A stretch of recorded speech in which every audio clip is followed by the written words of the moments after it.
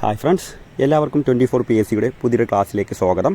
നമ്മൾ പഠിക്കാൻ പോകുന്നത് 2024 വളരെ പ്രധാനപ്പെട്ട കറണ്ട് അഫെയർ ചോദ്യങ്ങളാണ്. അപ്പോൾ നമ്മൾ ഇതിനോടകം തന്നെ 3 ക്ലാസ്സുകൾ ചെയ്തിട്ടുണ്ട്. അത് കാണാത്തവർ അതുകൂടെ ഒന്ന് കാണാനായിട്ട് ശ്രമിക്കുക. ആദ്യത്തെ ചോദ്യം നോക്കാം. സംസ്ഥാനത്തെ ആദ്യ യന്ത്രവൽകൃത റെയിൽവേ ഗേറ്റ് നിലവിൽ വന്നത് എവിടെയാണ്? തുറവൂർ, ആലപ്പുഴ. സംസ്ഥാനത്തെ ആദ്യ യന്ത്രവൽകൃത റെയിൽവേ ഗേറ്റ് നിലവിൽ വന്നത് തുറവൂർ, ആലപ്പുഴ. അപ്പോൾ ഇത് ഓർത്ത് വയ്ക്കാനായിട്ട് ചെറിയൊരു കോഡൂടെ പറയാം. നമ്മുടെ റെയിൽവേ ഗേറ്റിൻ്റെ ഉപയോഗം എന്താണ്? തുറക്കാനും അടയ്ക്കാനും അല്ലേ? അപ്പം യന്ത്രവൽകൃതം ഒക്കെ ഇപ്പോൾ എന്ത് ചെയ്തു? തുറക്കാൻ എളുപ്പമായി. അപ്പം യന്ത്രവൽകൃത റെയിൽവേ ഗേറ്റ് നിലവിൽ വന്നത് എവിടെയാണ്? തുറവൂർ, ആലപ്പുഴ.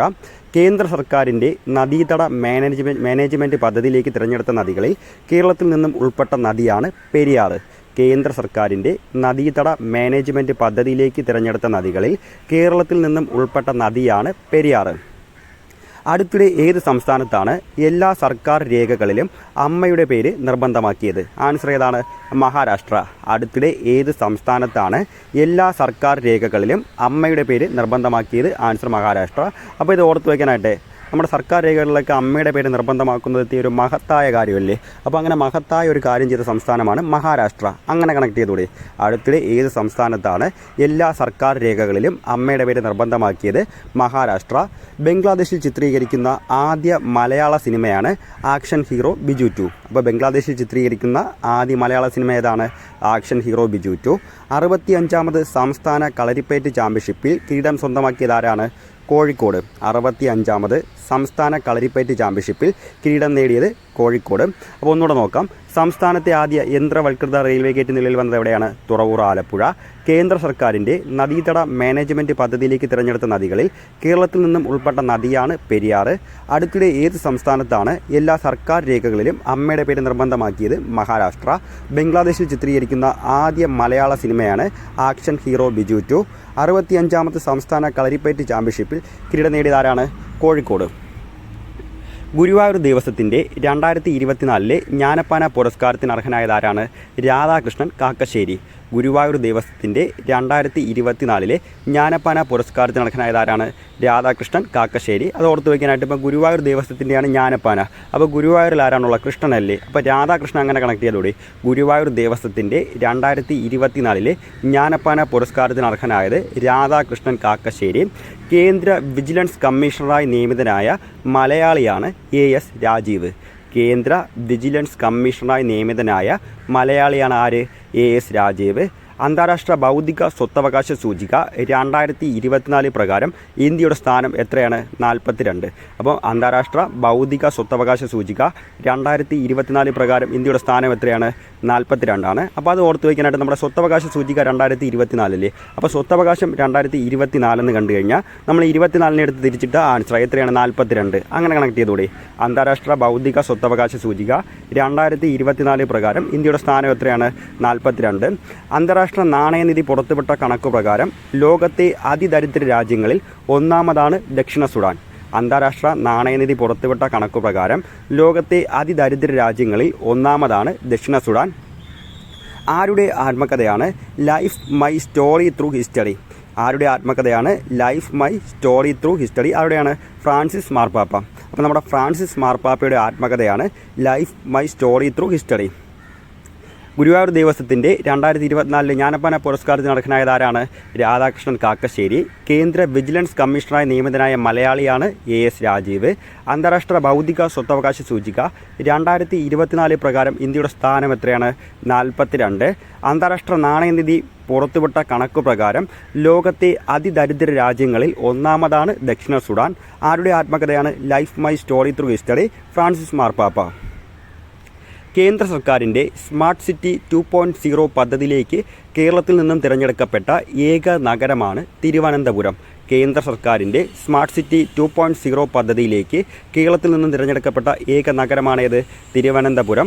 2023 33ാമത് സരസ്വതി സമ്മാൻ പുരസ്കാര ജേതാവാണ് പ്രഭാവർമ്മ. 2023 33ാമത് സരസ്വതി സമ്മാൻ പുരസ്കാര ജേതാവാണ് ആര്? പ്രഭാവർമ്മ. ഇന്ത്യയിലെ ആദ്യ ആയുർവേദ കഫേ ആരംഭിച്ചത് എവിടെയാണ്? ന്യൂഡൽഹി. ഇന്ത്യയിലെ ആദ്യ ആയുർവേദ കഫേ ആരംഭിച്ചത് എവിടെയാണ്? ന്യൂഡൽഹി. അപ്പോൾ നമ്മുടെ ഈ ആയുർവേദ കഫേ എന്ന് പറയുന്നത് നമുക്കൊരു ന്യൂ ആയിട്ടുള്ള കാര്യമല്ലേ? അപ്പോൾ ന്യൂഡൽഹി അങ്ങനെ ഒന്ന് കണക്ട് ചെയ്തുകൂടി. ഇന്ത്യയിലെ ആദ്യ ആയുർവേദ കഫേ ആരംഭിച്ചത് എവിടെയാണ്? ന്യൂഡൽഹി. 7ാമത് കാക്കനാടൻ പുരസ്കാര ജേതാവാണ് VG തമ്പി. 7ാമത് കാക്കനാടൻ പുരസ്കാര ജേതാവാണ് VG തമ്പി. 2024 അന്താരാഷ്ട്ര പാരാഗ്ലൈഡിംഗ് ഫെസ്റ്റിവലിന് വേദിയായത് എവിടെയാണ്? വാഗമൺ. 2024 അന്താരാഷ്ട്ര പാരാഗ്ലൈഡിംഗ് ഫെസ്റ്റിവലിന് വേദിയായത് വാഗമൺ. അപ്പോൾ നമ്മുടെ കേന്ദ്ര സർക്കാരിൻ്റെ സ്മാർട്ട് സിറ്റി 2.0 പദ്ധതിയിലേക്ക് കേരളത്തിൽ നിന്നും തിരഞ്ഞെടുക്കപ്പെട്ട ഏക നഗരം ഏതാണ്? തിരുവനന്തപുരം. 2023 33ാമത് സരസ്വതി സമ്മാൻ പുരസ്കാര ജേതാവാണ് പ്രഭാ വർമ്മ. ഇന്ത്യയിലെ ആദ്യ ആയുർവേദ കഫേ ആരംഭിച്ചത് എവിടെയാണ്? ന്യൂഡൽഹി. 7ാമത് കാക്കനാടൻ പുരസ്കാര ജേതാവാണ് VG തമ്പി. 2024 അന്താരാഷ്ട്ര പാരാഗ്ലൈഡിംഗ് ഫെസ്റ്റിവലിന് വേദിയായത് എവിടെയാണ്? വാഗമൺ. 2024 7ാമത് അന്താരാഷ്ട്ര സുഗന്ധ വ്യഞ്ജന സമ്മേളനത്തിൻ്റെ വേദിയാണ് ഗുഡ്ഗാവ്. 2024 7ാമത് അന്താരാഷ്ട്ര സുഗന്ധ വ്യഞ്ജന സമ്മേളനത്തിൻ്റെ വേദിയാണ് ഗുഡ്ഗാവ്. അപ്പോൾ ഇത് ഓർത്ത് വയ്ക്കാനായിട്ട് ഇപ്പോൾ സുഗന്ധ വ്യഞ്ജനമൊക്കെ സമ്മേളനം നടത്തുന്നത് നല്ല ഗുഡായിട്ടുള്ള കാര്യമല്ലേ? അങ്ങനെ നമുക്ക് ഗുഡ്ഗാവ് കണക്ട് ചെയ്തുകൂടി. 2024 7ാമത് അന്താരാഷ്ട്ര സുഗന്ധ വ്യഞ്ജന സമ്മേളനത്തിന് വേദി എവിടെയാണ്? ഗുഡ്ഗാവ്. ലോകത്തിലെ ആദ്യ 3D പ്രിൻറ്റഡ് മസ്ജിദ് നിലവിൽ വന്ന രാജ്യമാണ് സൗദി അറേബ്യ. ലോകത്തിലെ ആദ്യ 3D പ്രിൻറ്റഡ് മസ്ജിദ് നിലവിൽ വന്ന രാജ്യമാണ് സൗദി അറേബ്യ. റഷ്യയിലെ പുതിയ ഇന്ത്യൻ അംബാസഡറായി നിയമിതനായ വ്യക്തിയാണ് വിനയ് കുമാർ. റഷ്യയിലെ പുതിയ ഇന്ത്യൻ അംബാസഡറായി നിയമിതനായ വ്യക്തിയാണ് ആരെന്ന് പറയുന്നത്? വിനയ് കുമാർ. അപ്പോൾ നമ്മൾ റഷ്യയിലോട്ടൊക്കെ എത്തി അംബാസഡറായിട്ട് അയച്ച വ്യക്തി എന്ന് പറഞ്ഞാൽ എത്തി വിനയുള്ള ആളിനെയാണ് അയച്ചതെന്ന് വിചാരിച്ചാൽ മതി കേട്ടോ. റഷ്യയിലെ പുതിയ ഇന്ത്യൻ അംബാസഡറായി നിയമിതനായ വ്യക്തിയാണ് വിനയ് കുമാർ. ലില്യപ്പ എന്ന പുസ്തകത്തിൻ്റെ രചയിതാവാണ് സാറ ജോസഫ്. ലില്യപ്പ എന്ന പുസ്തകത്തിൻ്റെ രചയിതാവ് ആരാണ്? സാറ ജോസഫ്. പാകിസ്ഥാൻ്റെ 14ാമത് പ്രസിഡൻ്റാണ് ആര്? ആസിഫ് അലി സർദാരി. പാകിസ്ഥാൻ്റെ 14ാമത് പ്രസിഡൻ്റാണ് ആസിഫ് അലി സർദാരി. അപ്പോൾ 2024 7ാമത് അന്താരാഷ്ട്ര സുഗന്ധ വ്യഞ്ജന സമ്മേളനത്തിൻ്റെ വേദി എവിടെയാണ്? ഗുഡ്ഗാവ്. ലോകത്തിലെ ആദ്യ 3D പ്രിൻറ്റഡ് മസ്ജിദ് നിലവിൽ വന്ന രാജ്യമാണ് സൗദി അറേബ്യ. റഷ്യയിലെ പുതിയ ഇന്ത്യൻ അംബാസഡറായി നിയമിതനായ വ്യക്തിയാണ് വിനയ് കുമാർ. ലില്യപ്പ എന്ന പുസ്തകത്തിൻ്റെ രചയിതാവാണ് ആര്? സാറ ജോസഫ്. പാകിസ്ഥാൻ്റെ 14ാമത് പ്രസിഡൻ്റാണ് ആസിഫ് അലി സർദാരി. ബാലചൂഷണം തടയാൻ സംസ്ഥാന ശിശുവികസന വകുപ്പ് നടപ്പാക്കുന്ന പദ്ധതിയാണ് ശരണബാല്യം. അപ്പോൾ എന്താണ് ശരണബാല്യം? ബാലചൂഷണം തടയാൻ സംസ്ഥാന വനിതാ ശിശുവികസന വകുപ്പ് നടപ്പാക്കുന്ന പദ്ധതിയാണ് ശരണബാല്യം.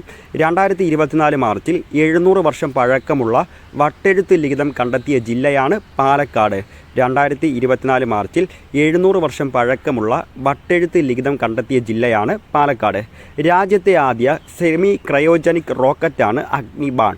രാജ്യത്തെ ആദ്യ സെമി ക്രയോജനിക് റോക്കറ്റാണ് അഗ്നിബാൺ. 2024 മാർച്ചിൽ മേഗൻ ചുഴലിക്കാറ്റ് വീശിയ രാജ്യമാണ് ഓസ്ട്രേലിയ. 2024 മാർച്ചിൽ മേഗൻ എന്ന ചുഴലിക്കാറ്റ് വീശിയ രാജ്യം ഏതാണ്? ഓസ്ട്രേലിയ. 150 അന്താരാഷ്ട്ര ഫുട്ബോൾ മത്സരങ്ങൾ പൂർത്തിയാക്കുന്ന ആദ്യ ഇന്ത്യൻ താരമാണ് സുനിൽ ഛേത്രി. 150 അന്താരാഷ്ട്ര ഫുട്ബോൾ മത്സരങ്ങൾ പൂർത്തിയാക്കുന്ന ആദ്യ ഇന്ത്യൻ താരമാണ് ആര്? സുനിൽ ഛേത്രി. അപ്പോൾ ഈ ബാലചൂഷണം തടയാൻ സംസ്ഥാന വനിതാ ശിശു വികസന വകുപ്പ് നടപ്പാക്കുന്ന പദ്ധതി ഏതാണ്? ശരണബാല്യം. 2024 മാർച്ചിൽ 700 വർഷം പഴക്കമുള്ള വട്ടെഴുത്തു ലിഖിതം കണ്ടെത്തിയ ജില്ലയാണ് ഏത്? പാലക്കാട്. രാജ്യത്തെ ആദ്യ സെമി ക്രയോജനിക് റോക്കറ്റാണ് അഗ്നിബാൺ. 2024 മാർച്ചിൽ മേഗൻ ചുഴലിക്കാറ്റ് വീശിയ രാജ്യം ഏതാണ്? ഓസ്ട്രേലിയ.